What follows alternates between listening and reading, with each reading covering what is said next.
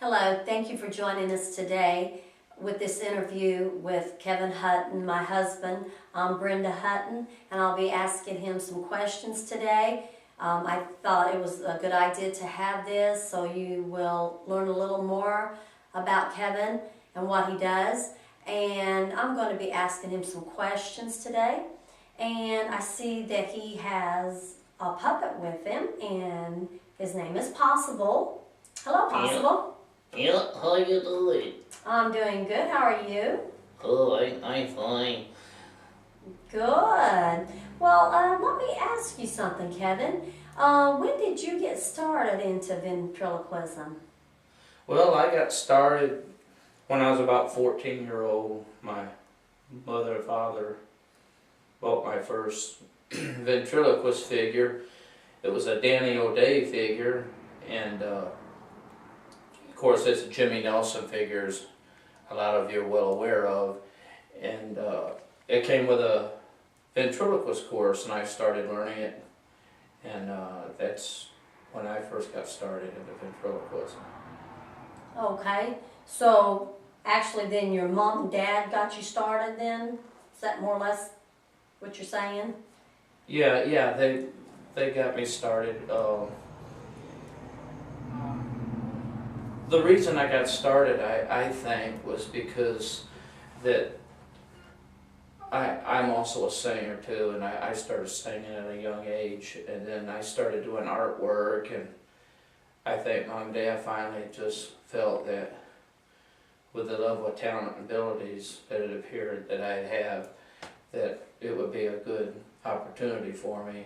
I will say this, when I first started at 14, it was tough, it was hard, and I tried it for a little while and I laid it down, and I laid it down for years and didn't pick it up until years later.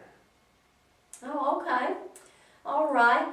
Then, so where do you go, or where are you available to entertain at? I go just about anywhere. I actually have some agents looking at me now. Some have picked me up, and others are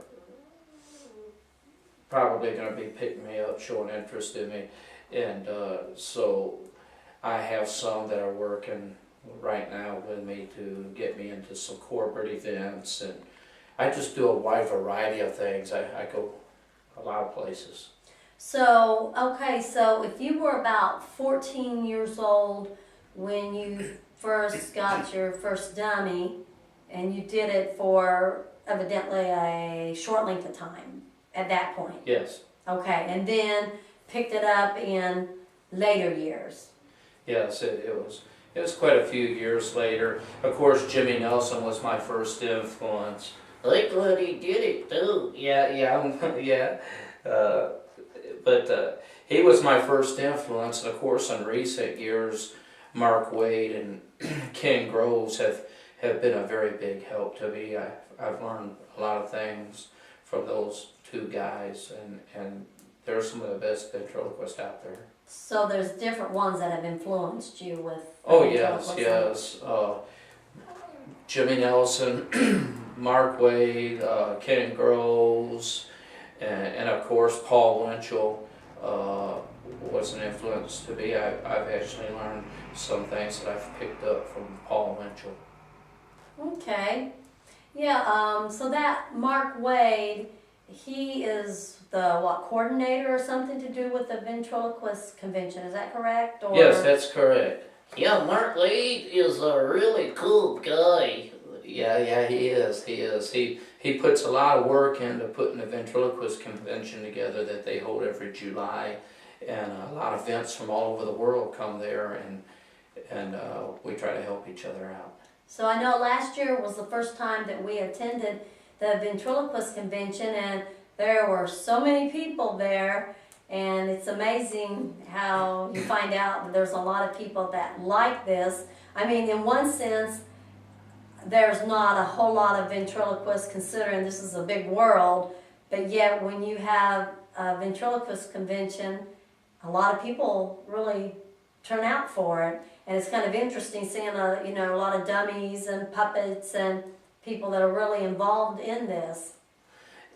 Yeah, but they're not all ventriloquists. No, they're not all ventriloquists. Some of them are, like yourself, ventriloquist wives, and that I believe we had a little over 600 at the last convention, and it's just great being able to get together with everybody and seeing all the dummies. Hey, wait a minute. Yeah, okay, all right. I'm sorry. But it's great getting to be together with all of the ventriloquists and all of the puppets and the vent figures. That's a lot better. Yeah. But it's great to be able to get together with everybody and you get together with one ventriloquist, it's crazy. You get together with 100 of them or so, it gets wild. Yes, it could. It could. Yeah. But I know you were excited last year when they put your picture in the ventriloquist museum, and I know that was exciting to you. Yeah, actually we all of the ventriloquists, we work together and a lot of us have pictures hanging in the museum. It's really a family-oriented type setting, really. The museum, the convention, and everything, and so it's just a great thing. And for those of you that have never been to the Vent Haven Museum in Fort Mitchell, Kentucky, you need to go. It's a really good place. Well, I know they do have a lot of pictures hanging up Yep. of some different ventriloquists, and also there's some old puppets, or I say puppets, there's some old dummies and probably puppets also, okay, possible, that are in the museum from some ventriloquists from years back. And so it's kind of interesting, seeing that. And I have another question. Where did you get Possible? Well, Possible is actually a Steve Axtell puppet, and I'm glad you asked me that. Oh yeah, I am too. Yeah.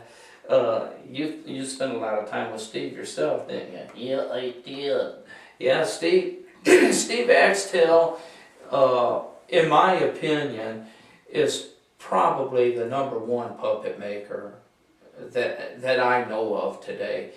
A lot of different ventriloquists actually use Axtell puppets, and for those of you that are seeing this interview, you can tell that this is a high quality puppet right here. He's not cheap, but he is a good quality puppet. A number of different ventriloquists use Steve Axtell puppets. Okay. All right. Well, really, Babadoo uses an awful lot of Steve Axtell puppets. He's into marionette puppets and stuff. The last I knew, I believe Babadoo had over 300 puppets, and a lot of them are Steve Axtell puppets. Of course, Terry Fader. Oh yeah, I know about him. Yeah, a lot of people know about Terry Fader. Terry Fader uses some of Steve Axtell's products. He bought his Jazzman from Steve Axtell. Now, I don't know that Steve Axtell has provided him with a lot of other puppets or not, and I think maybe Terry Fader has named it a different name. It's under a different name, but with him. But he got that puppet from him. Also, Jay Johnston, who was a member of the Soaps program on television years ago, he uses Steve Axtell puppets. So you have a lot of big name ventriloquists and different ventriloquists from all over the world that use Steve Axtell puppets. Okay. All right. Well, also, Kevin, you have a dummy named Nate. Now, and I know I like him. I think he is so cute. He has that blonde curly hair and blue eyes. Come on now, he ain't on with that. Oh, no, you getting jealous. No, I'm not jealous, but he ain't all that. I know you called Nate a dummy. That's okay in this setting, but don't call Nate a dummy when Nate's around. He doesn't like it. Well, anyway, you know what I'm talking about. But I know you like the dummy, Nate. You enjoy working with him, and I know you've had him for probably what's been over a year, hasn't it? I believe. Oh, yeah, I've had him for a little over a year. And he was the first figure I had. He's actually a vent figure. He's a little boy puppet. But I have started using some Steve Axtell puppets. This is not the only Steve Axtell puppet I have. I also have a macaw bird, the red macaw bird with a bird arm illusion. Slide a glove up on this arm, and of course you have the bird arm illusion for the other arm. And the way it's set up, you have your arm up inside the puppet, but it looks like the puppet's actually sitting on your arm. You got your whole arm sticking out there. It just really adds to it. I got him a little while back, and we're working on developing character with him right now. We haven't developed a full character for him to have him out. I like to develop characters with my puppets, and they have their own personalities. Like mine. Yeah, like yours. Yeah, I think it's good to develop an individual character.